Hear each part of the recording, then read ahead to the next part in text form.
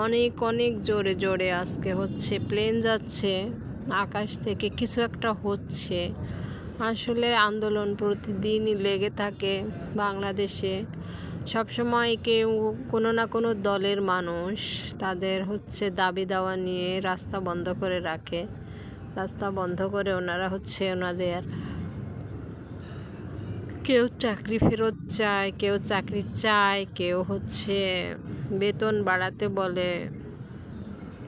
এরকম বিভিন্ন দাবি দাওয়া নিয়ে রাস্তা বন্ধ করে রাখে। আর এতে হাজার হাজার গাড়িতে মানুষ আটকে থাকে দুই পাশে, বাচ্চাদের নিয়ে, অসুস্থ রুগী নিয়ে, অসুস্থ মানুষদেরকে নিয়ে।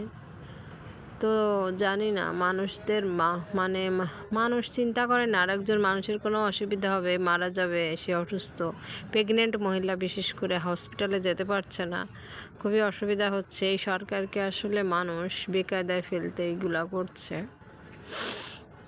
জানি না আমাদের দেশটা আবার সুন্দর হবে কি না, কীভাবে যে মানে দেশের মানুষ জিম্মি হয়ে গেছে কিছু মানুষের কাছে। এই দেশে তারা হচ্ছে সব সময় চাচ্ছে যে মারামারি কাটাকাটি লেগে থাকুক দেশে।